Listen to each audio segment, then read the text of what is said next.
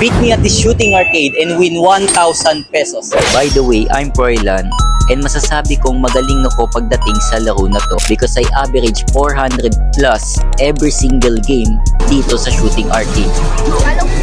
Starting with 100 pesos, and kada may nantatalo tayo ay dadagdagan ulit natin ng another 100 hanggang sa umabot tayo ng 1,000. Watch this video until the end kasi magugulat ka sa ginawa ng batang ito. Ay pre, gusto nyo ba manalo ng isang sandaan? Opo. These three students are our first challengers. Baka may mga pasok kayo wala na. Sige. After ko may explain yung challenge, ay sila na ang unang naglaro. Yan guys, simula na sila. Dahil tinatakot nila ako pa ka.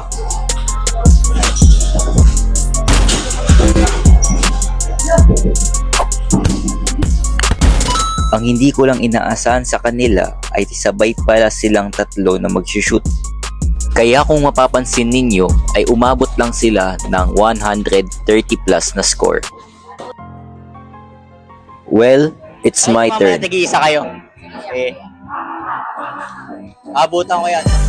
And since 100 plus lang ang nakuha nilang score, ay challenge ko ang sarili ko rito. Na kung saan may kita nyo ay gumamit ako ng kaliwang kamay. Never ko ginamit ang kaliwang kamay ko sa pag-practice sa pag-shoot dito sa shooting arcade.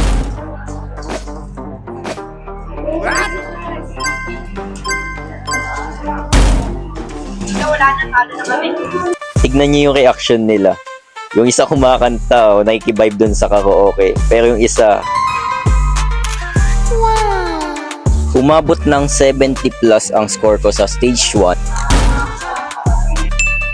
Starting with 78 score sa stage 1, ay enough na para malagpasan yung 130 plus nila dito sa stage 2. Ayaw niya nag-iisa?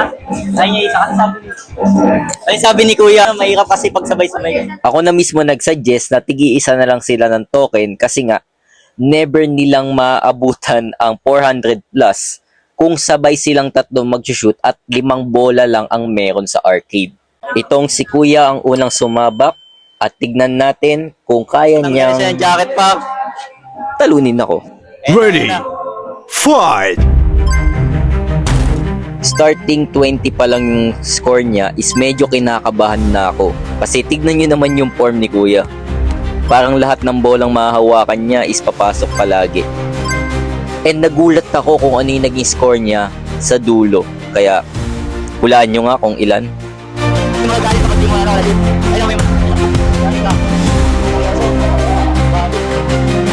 Kanina may 76 na ako na stage 1. Hindi na napapos.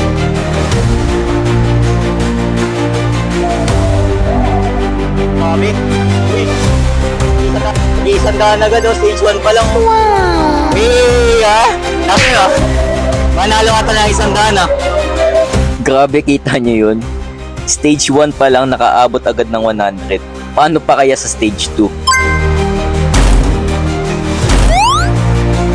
Dito napapansin ko na medyo bumabagal na yung pag-shoot niya. Siguro nangangalay na yung kamay niya. Ala.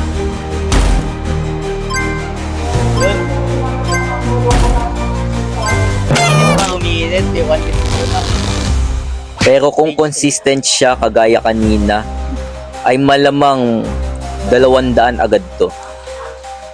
Dito sa stage 3, kailangan makaabot ka ng 250 para umabot ka or makakontinue ka sa final stage. Well, hindi siya nakaabot ng final stage pero grabe si Kuya, 234. Wow. Idol mo na ako. Oo. Paano yan? Sige mo mabot ako?